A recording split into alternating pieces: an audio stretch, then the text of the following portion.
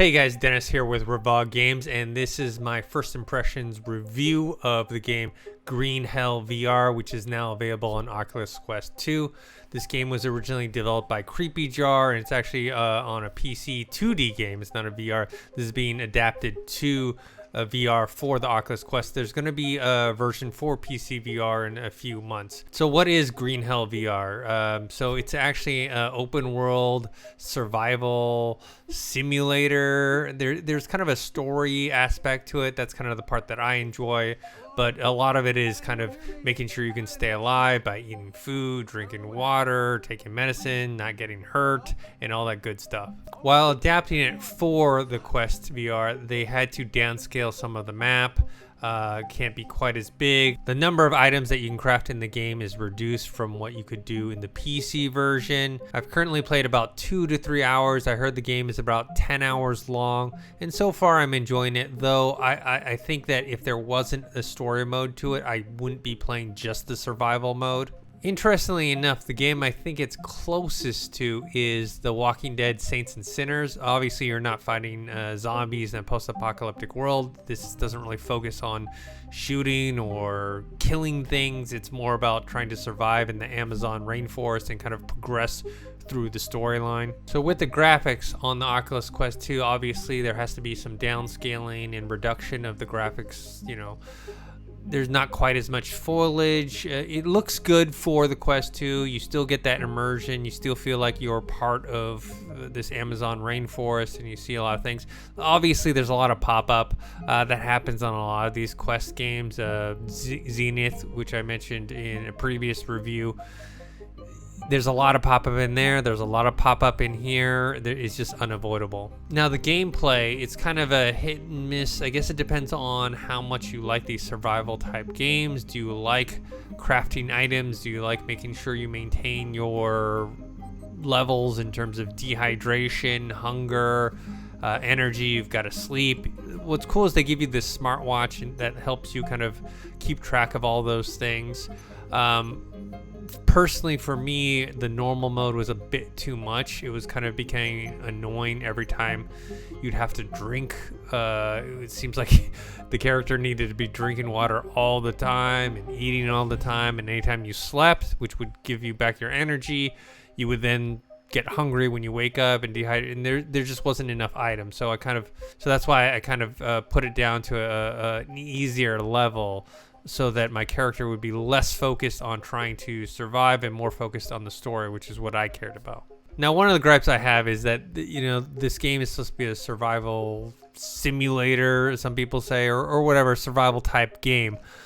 But a big part of it is dehydration, and you need to keep drinking water, which you get from these coconuts you find. You also can, build this rain catcher and get water that way. However, when it's like pouring rain, your character can be shouting at you, "Hey, I'm thirsty, I'm so thirsty." And it's like, okay, it's pouring rain. Just look up and open your mouth and you get water. But no, in the game you can't do that. You've got to collect the water. I don't know why. But even if you do try and collect the water, like there's like little bowls, and it's like pouring rain, and then the water is just like slowly dripping in there. It takes like a long time for a bowl to fill up, when it was like in real life it was pouring rain. You'd be able to get that water fairly quickly. So stuff like that kind of bugs me. Now, the main reason I mentioned that I actually enjoy the game and keep going forward despite some of my annoyances with some of the survival aspects, which some people actually really enjoy, is just my personal preference, is the story and the characters. You have some decent voice acting.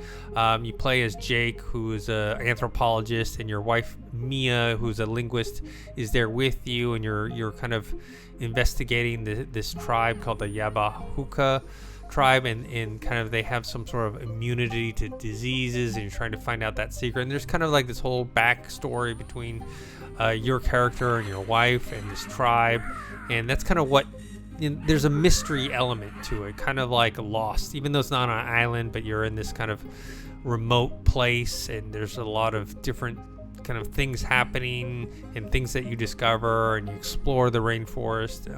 You go through the map and look at different areas, and you figure out, okay, this is why this happened, and I don't want to spoil anything, but that's the part of the game that I enjoy and what keeps me motivated to keep playing, because otherwise there is a survival mode in this game where you just purely just go out there and survive.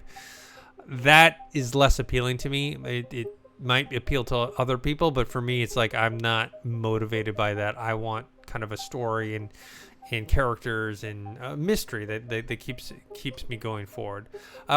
Adapting this game to VR actually works very well. I'm actually surprised that it initially wasn't a VR game. So this game was, a regular, PC game that you could buy. I think they've sold over 1 million copies. But VR really suits it well, because in terms of the crafting of items, the crafting of, or the inventory you have of the different, plant life or fruits or all that stuff that you have, it really works in VR, because you get a satisfaction of, let's say, creating a campfire by like chopping down wood, and you're actually using your hands and building stuff and putting it together, and there's a satisfaction out of that, and it's more rewarding when you actually get those things accomplished. Also, the immersion in the rainforest is much better than anything you can have on a 2D screen. The feeling of being kind of isolated and lost, and it's actually quite scary and freaky, especially at nighttime.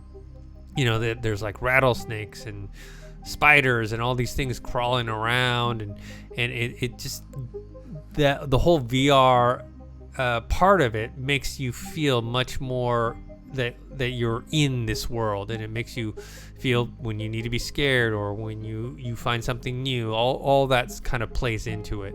So overall, I think it's a good game. I'm gonna keep playing with it more.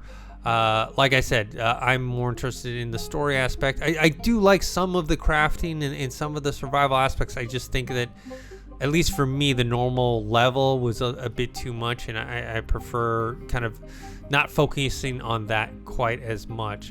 But yeah, if you either like survival type games, or you're like myself who like story aspects and puzzle aspects and exploration in an open world, and maybe you can do what I did, it was kind of take the survival requirements down a little bit and focus on what you enjoy. But overall, yeah, Green Hell VR, I think it's a worthy title. It's $29.99 on the Quest 2 store or Quest store.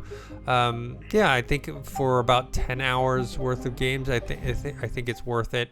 So yeah, let me know what you think if you actually played the game, and what your thoughts are. Do you like the survival aspects more than I do? What level are you playing at? Or do you enjoy the story like I do? So anyways, you can follow me on Twitter at ThinkHero or Instagram dennis.tzng.